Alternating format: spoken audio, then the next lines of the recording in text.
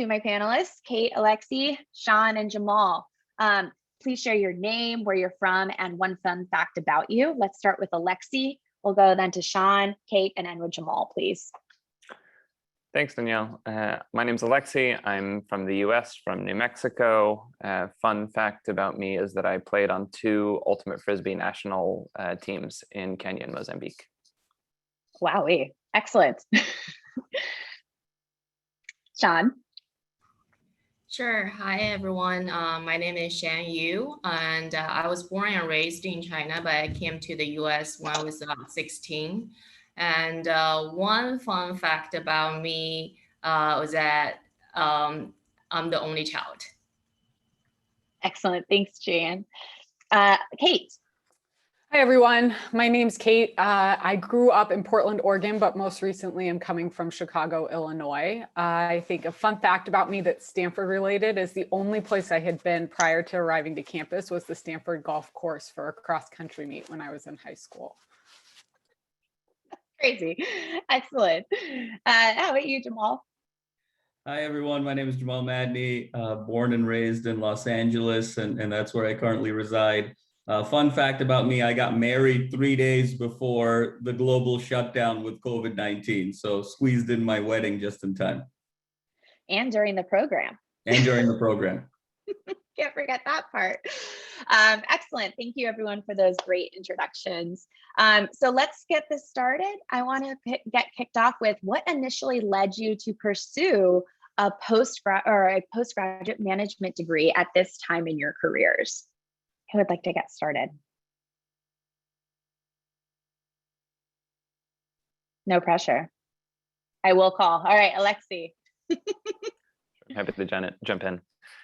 I had been running an accelerator in Kenya for 5 years, and we were finally at a really stable place with a solid product, a solid board, a solid team, and a succession plan to take it forward to the next level. I had been wanting to return to business school for a while now, and it felt like the moment where we had enough stability to be able to pass it on, and looking forward to really exciting opportunities. And I'm happy to share more later about why Stanford and what I'm getting out of the program. Excellent. Thanks, Alexi. Anyone else want to give some insight as to why they decided? Jamal, please.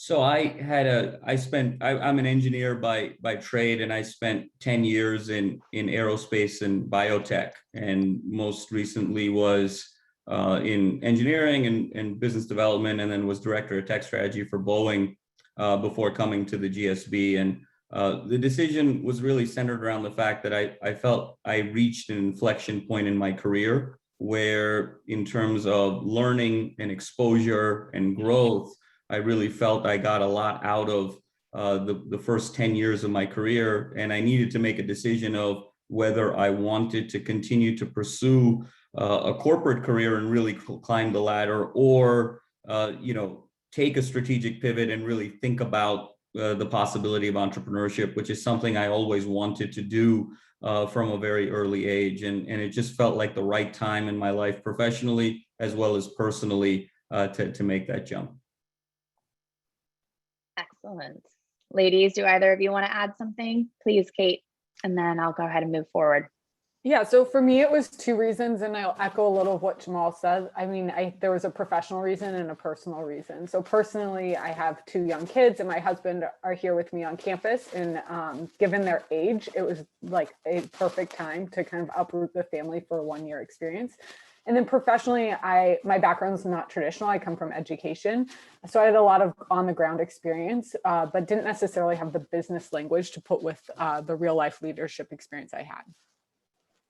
Excellent. And for those of you on our panel, I want to understand, what was it that attracted you to the MSx program and decide to attend this program versus, a traditional MBA program?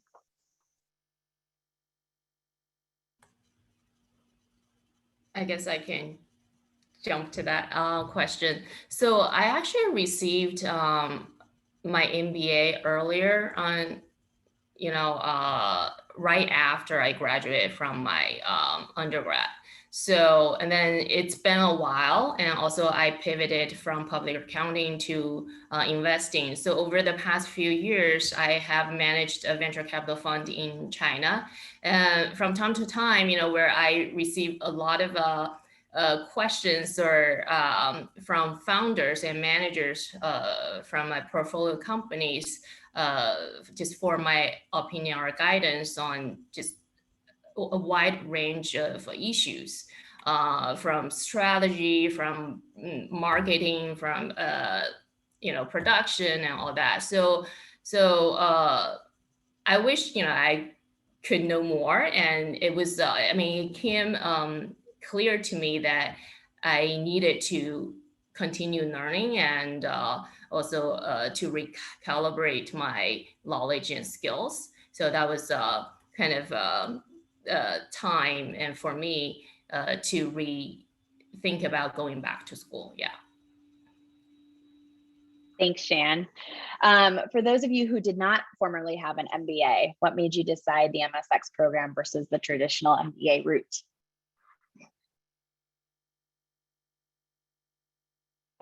Please, Alexi. Jump in, sure. I think a couple of things for me stood out about this program. It is at Stanford, which is an incredible place to be and has a incredible entrepreneurial energy, which is where I wanted to be and thrive within. But it was only 1 year, which helped me conceptualize taking time out from my career and the other work that I was doing. And it has an older, more international crowd. And I think that that group of people and that network is really valuable because that's who you are learning from as much as the professors. And for me, I had been living abroad for the past 10 years, coming back to the States. I didn't only want to be surrounded by Americans. And the MSx cohort is, I think, 2/3 or thereabouts internationally dominated. And that from all over the world, and it encourages a depth of expertise and a variety of perspective that you don't find at most MBA programs. Great, thanks for adding that, Alexi. Transitioning a bit, leaving a paying job to spend a full year at Stanford, we all know it's a major opportunity cost, it's a major decision. So as you think about your own journey, how might you encourage our prospective students to think about if now's the best time to leave, or what are the things that they should be considering?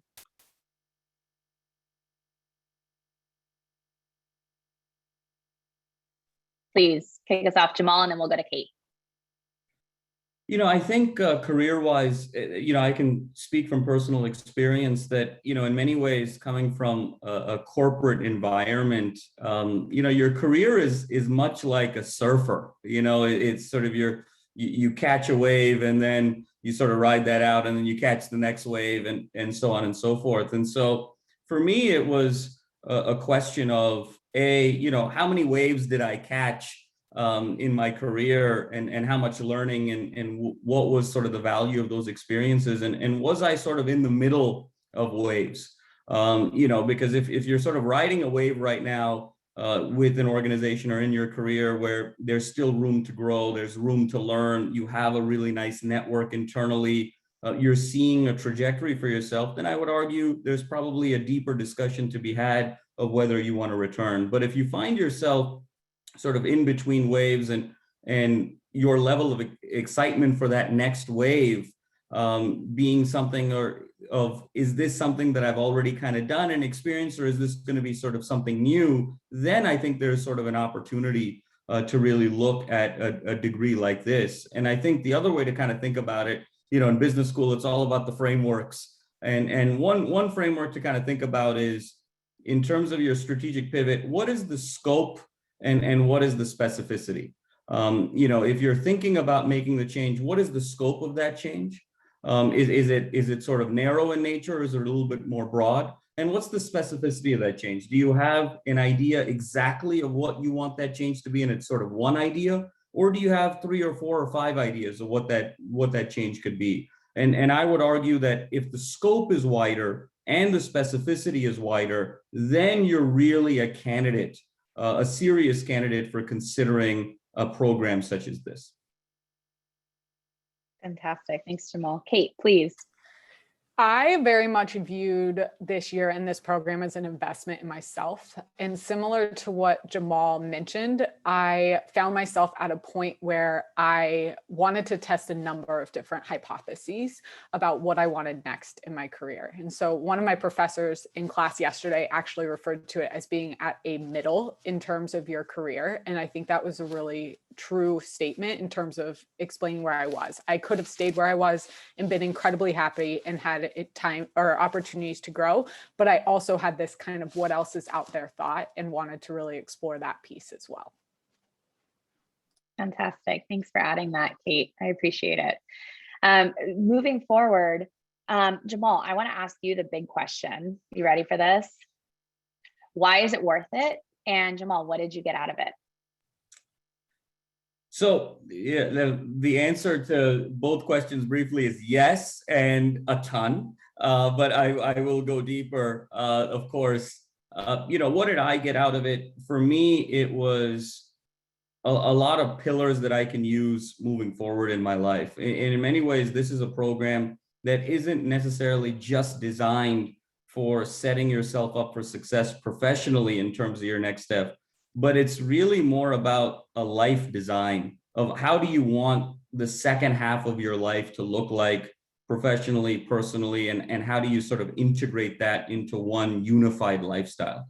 And it really gave me an opportunity to have confidence and curiosity, to really maximize a level of self-awareness, and third, to really be engrossed in the rituals and culture of entrepreneurship. Those were really kind of my big three takeaways. And what I got out of the program has really been transformative experiences and resources. I met my co-founder in the program. I was part of a number of entrepreneurship and venture capital courses in the program, venture accelerators, the network of people. The first 6 employees of my company have all been a direct result of the Stanford network and through this program. And really how I think about the future of my life from a professional and personal standpoint really can be attributed a great deal to this program. And the last part is at the relative ages that we're in, mid 30s, a little bit less, a little bit more, this is really the last opportunity in our lives to make lifelong friendships in such a concentrated way. And one of the things I really realized is the value and power of relationships in life brings such an element of richness to life. And so kind of thinking about from a personal standpoint as well is what's really important. It really is an investment in the second half of your life. That's awesome, Jamal. So I'm going to transition this to Alexi, Shan, and Kate. I want to ask you, you're now 6 months into your MSx year. In what ways has the program been personally rewarding? What are you getting out of it personally? What are you currently getting out of it professionally?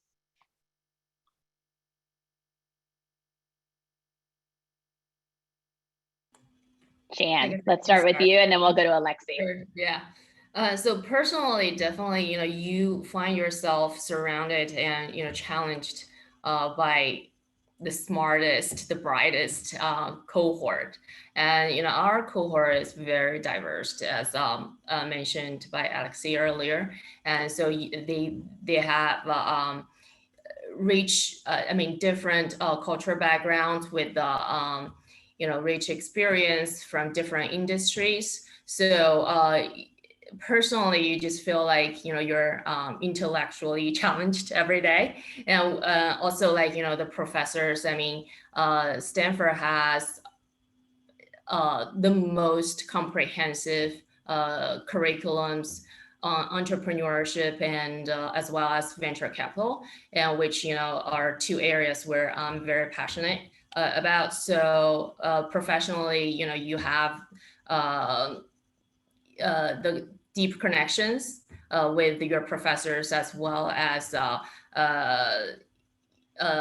even outside of Stanford, so I think, that's what so far, my experience, my experience is like, so yeah.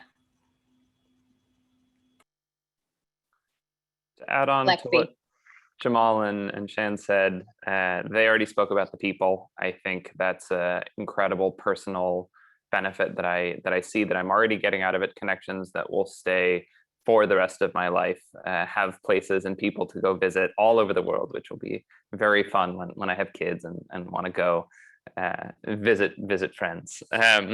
Professionally, it's allowed for some pretty important pivots and a element of strategic rebranding in how I work and who I am that I think will be very important for this next chapter.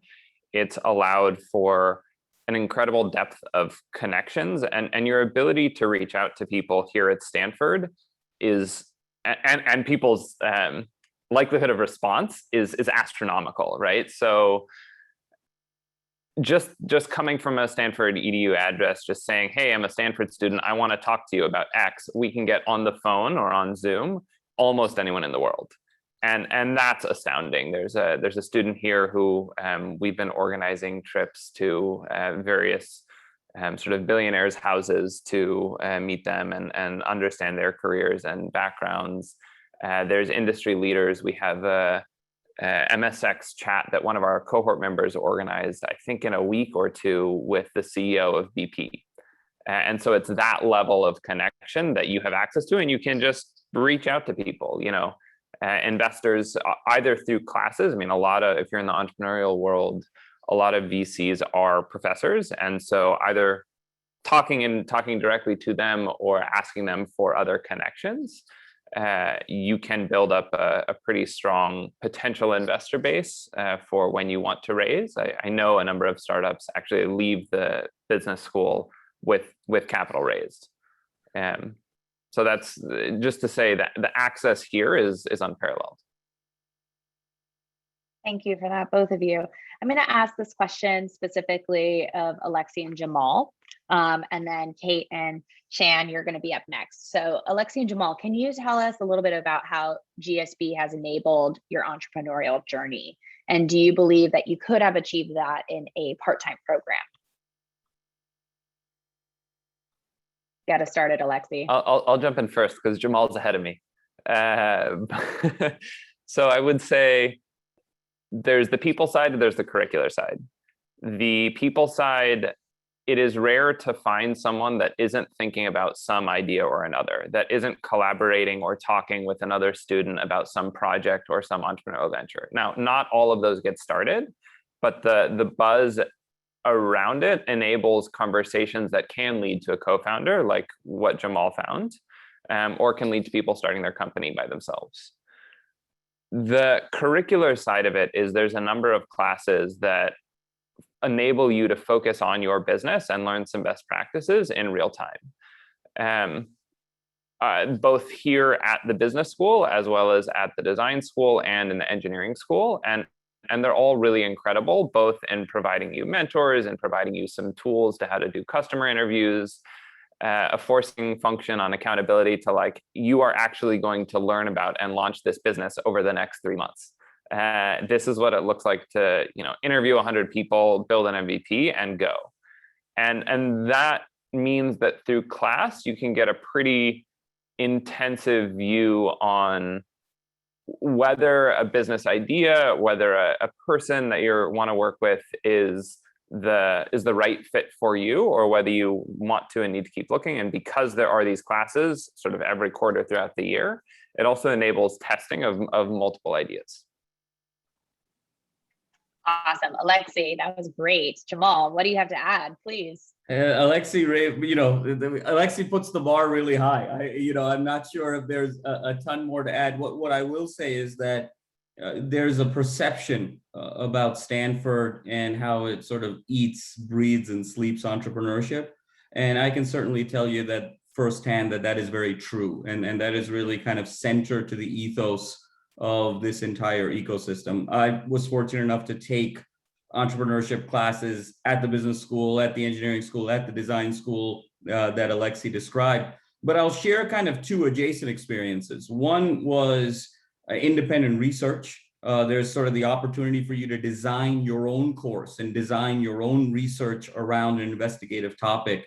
And so me and a couple of classmates did that and had faculty advisors to really investigate an area in behavioral economics. And that research ended up becoming the essence of our startup. And additionally, when you're sort of looking for entrepreneurial opportunities, things like the Venture Capital Club and other extracurricular activities also really open up an immense number of doors. I had the opportunity to be a strategic advisor for a startup that was going through a Series A round. And I helped the company sort of make that funding decision. They went with Series A. They ended up becoming really large, and I had equity in the company. And so that became sort of my internship while I was in the program as well. So there's kind of the traditional academic and social experience, but there's also these sort of non-traditional adjacencies that can happen when you're opening yourself up to entrepreneurial opportunities that really are these hidden treasures as well. Wonderful. Thank you both for that. Kate and Shan, I would like to ask you, in what ways has the GSB surprised or challenged you thus far? And if you happen to have a story from a particular class, you're welcome to share it. I can go first. So in terms of surprising and challenging me, there's a part of me that came here very not in the entrepreneur route, right? Like I was like, I don't have an idea. I'm not going down that route, etc. And I think what I realized really quickly is that I had a very narrow focus and a narrow definition of what many things were, including what entrepreneurship might look like. So I can think of one specific example where I was talking with a professor who runs a VC firm in the area. And she was asking me what I'm motivated by. And I was talking about how one of the most exciting parts of my past career was when we were in a build phase. And she just like kind of really quickly illustrated like that aspect of what my interest was may open a huge number of doors that I had previously completely closed. I think that was specific enough, but feel free to follow up if not, Danielle. Yeah, that was fantastic. I do want Shan to go ahead and ask and add her own personal twist, Sure. though. Yes. So I guess, what surprised me or the, type of guest speakers that we get, either during class or just like the fire chats we have almost every day during lunchtime. And so they're all world-class mover and shakers, in their industry. And I've been amazed by all those speakers. And also, we have classes that were taught by really high level executives, such as, for example, like, ex CEO of GE, and we're getting speakers like CEOs of GM and CEO of Facebook, and just I guess the caliber of the guest speakers is definitely world class. Yeah. Excellent. Thank you. Alexi or Jamal, do either of you want to add something before I ask my final question? We turn it over to the audience.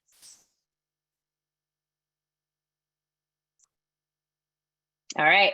So Jamal, you're gonna wrap up my last official question, and then team will go to the audience. So Jamal, you have executed a successful career change to entrepreneurship.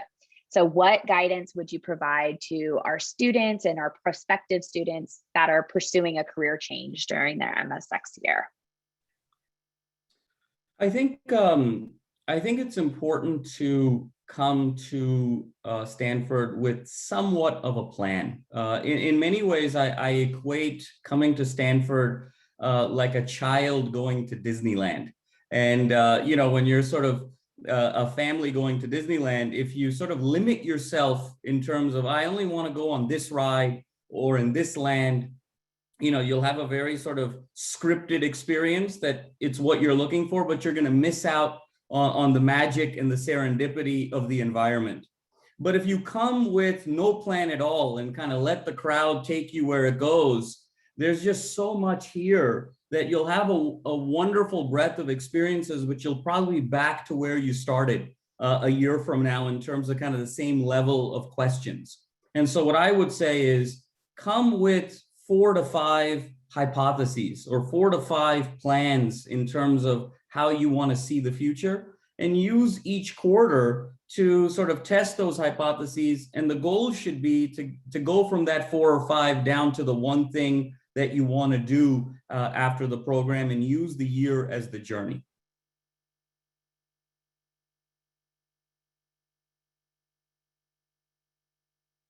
Jamal, that was great advice. Sorry, team. It took a moment to get unmuted there.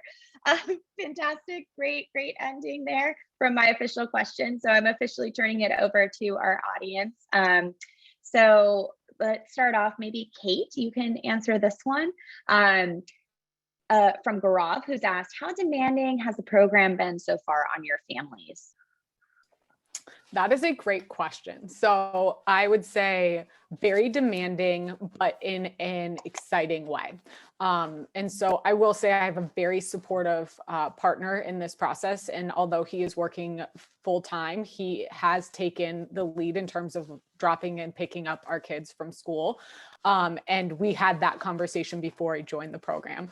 I think the exciting piece of it is that the number of people that my kids and my partner are interacting with on a daily basis through the Stanford community within the MSx program and the broader Stanford community has just been amazing. I mean, my 4-year-old can literally go outside and play in the courtyard all day with her friends. And it is safe and it is enclosed. And we just have the rules of like, don't leave the fence and don't go in someone else's house without asking. So it has been demanding, certainly, but also incredibly enriching for our entire family. Awesome. Thank you for that, Kate. We have a question from Marcos of what's been your favorite class, either so far or Jamal through your program year, and why has it been your favorite class?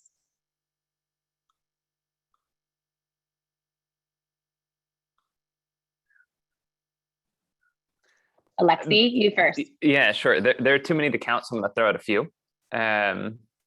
Cheater. I know, right? First off is Entrepreneurial Finance, class taught by Rob Siegel and Ann Beyer on the ABCs of venture investing, both from the perspective of an entrepreneur in terms of how you interact with VCs, and from the perspective of a VC. He is one himself. He has a seed fund, and just incredible class and incredible guest speakers. And then the other two that I would somewhat pair together, although they're very different, are sort of leadership development classes. One is called Interpersonal Dynamics, or more colloquially, Touchy-Feely, which is a opportunity to explore how what you intend impacts others, and to get direct and concrete feedback from others in a safe space about how you manifest, how you show up, and how others perceive you, which we don't normally get in a day-to-day. And Paths to Power, on the other hand, presents, and I guess Touchy-Feely emphasizes the sharing of feelings, the sharing of direct feedback, being a more authentic, vulnerable, open, true self. Paths to Power, on the other hand, is about how do you exercise and find power for yourself in organizations, in external environments, and is challenging in a different way to push people a little bit to be more Machiavellian, but also to recognize how power structures, I guess, play out. If in the working world, other people are playing the power game, you need to know how to do it too. And it challenges you to do a power project over the course of this quarter. I'm actually in it right now, that forces you to exercise some of these things that may feel uncomfortable around network building, around self-promotion, around trying to access centrality within an environment that you haven't been within, or trying to increase your power level. So it's all challenging in really positive ways. Thank you for that, Alexi. I actually want to maybe add a follow-up question to this. So it's a little bit different than your favorite class, but I want to ask about the hybrid experience because the four of you have all gone through some level of hybrid experience. So how have you taken to the hybrid kind of experience? If someone could speak to that. And just to clarify that we are now officially back in person. This is the first time for our 2021s, but if someone can speak to the hybrid experience, that'd be helpful. Yeah, Dee, for us, the hybrid experience came in the very last quarter. And so we had the first three quarters were all in person and the last quarter was virtual. And so, there was a little bit of hesitation, truthfully, to begin with, and a little bit of initial disappointment that we couldn't sort of finish the program in person. But what that quarter really revealed to us was how much Stanford professors and this ecosystem cares about the experience of having a successful education and really transformative interactions regardless of medium. And we were really blown away at how professors were able to really re-architect their curriculum and their style virtually. So they had 7 or 8 different TAs. One was monitoring the chat, one was monitoring emojis, one was monitoring the hand raise. They brought in sort of world-class camera people and were sort of editing back and forth in terms of the dialogue. It really felt like you were, experiencing kind of a movie studio and being in sort of an IMAX premiere. And so we were just blown away at the care that the professors had for our experience and to be able to do so quickly. With the sudden shift and the sudden change, it just made us even more proud to be part of the Stanford community and the Stanford brand. Excellent. Did anyone else want to add to that? Otherwise, I think Jamal, you kind of crushed it.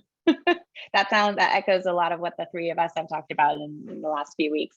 Eduardo has a really great question here of, has there been anything that you didn't expect from the program or that surprised you in a positive or a negative way?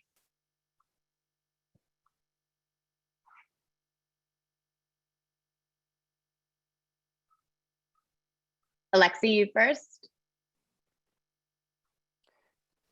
What surprised me is how much like Disneyland it is, and how potentially dangerous it is to. Jamal's advice was spot on in terms of having a few clear hypotheses or coming in with some goal. I knew it was going to have opportunities here.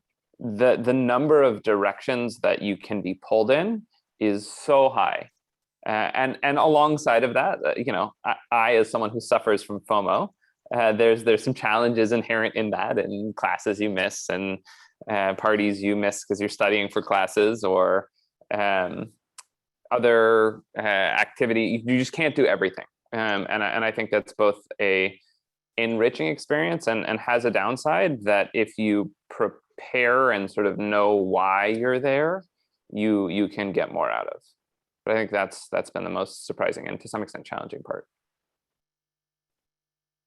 Shan, Alexi, or excuse me, Shan, Kate, or Jamal, do you want to add something? Yeah, I guess, I can add, there are actually a lot of positive surprises, which is good, which is a good thing. But if I would pick one, that would be the resources.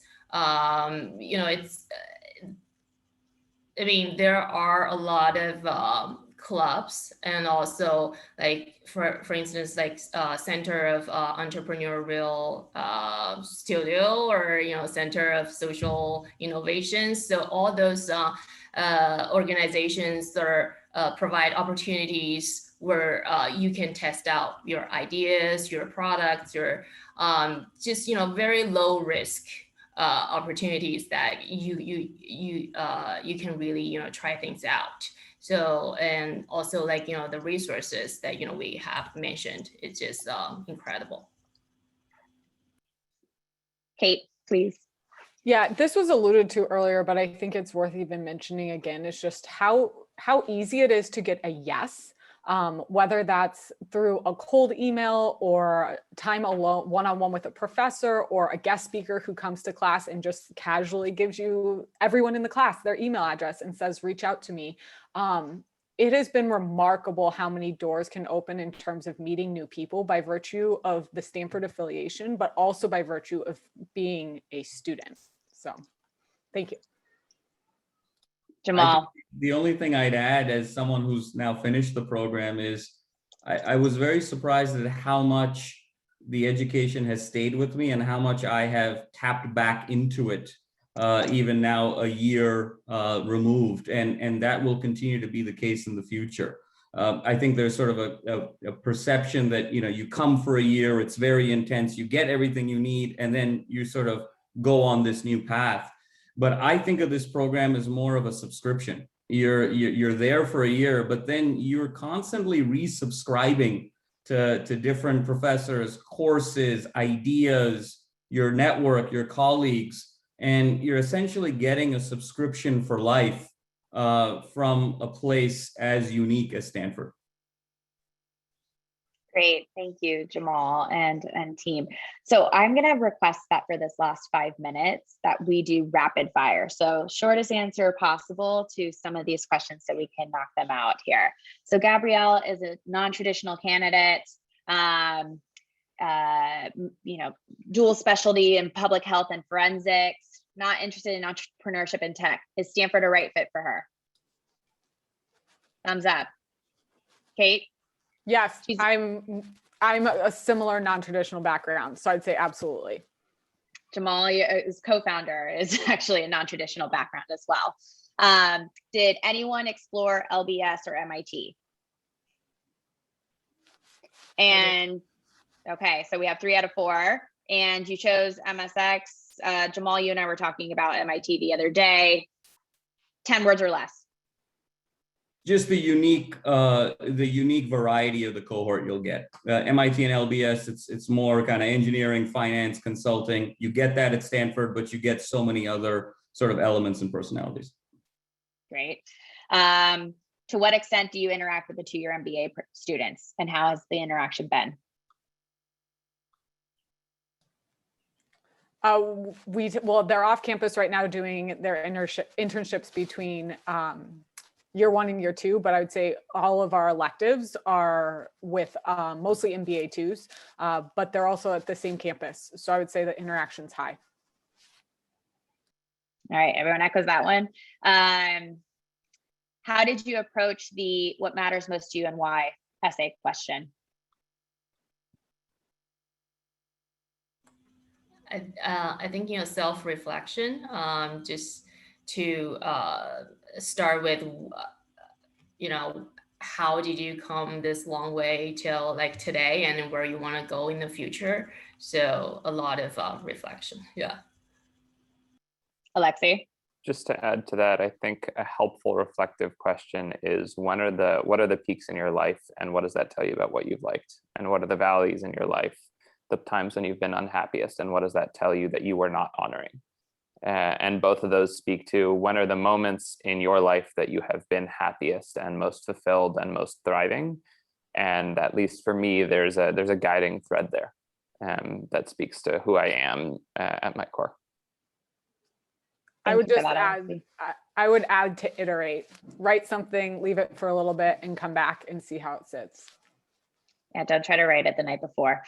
I would just say, get deep and get raw. Don't be afraid of trying to portray yourself in a way the admissions committee wants something. Be true to yourself. And if you're afraid to submit it, that's probably when you know you have something really good. What's the alumni network like? Tell us about the alumni experience. Rapid time, man. I can jump in. So I actually reached out to a couple of alumni before I submitted my application, and they're very supportive and willing to share a lot of information and provide guidance. So I think, one thing that we've learned here at Stanford is we are a really tight community, and yeah, so we just kind of, pass on that heritage and culture. Yeah. Thanks, Shan. Let's see. Does anyone have insight as to either some of your classmates or some of the alums that you've maybe interacted with who want to go back to their home country and ended up starting something entrepreneurial there? I know there are do a if few you don't. people in our cohort that want to do that, but I don't know about alums.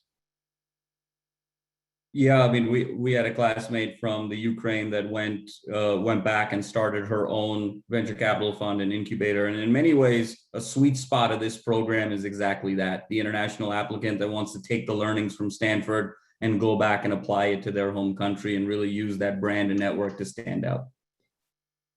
Excellent. And I'm going to finish on this one.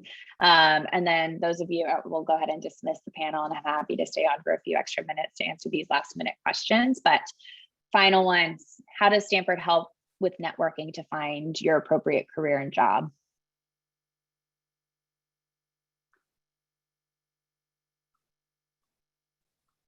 It's an unparalleled network. All the tools are there for you. But in much like, being a chef, all the ingredients are there, but you have to sort of put it together and sort of make it what you need it to be. And then especially with folks at our age, the job search and the career search is more customized. And that's one of the differences between this program and the MBA. With the MBA, you have kind of the job fair. There's 10 spots at McKinsey, there's 15 spots at Goldman, there's 20 spots at Google, et cetera, et cetera. For this program, it's much more of a customized job search and experience, but all the ingredients are there, and it's really an unparalleled network. And that's usually you have our MSx students have access to those job fairs, but usually the jobs that they're recruiting for are much more junior.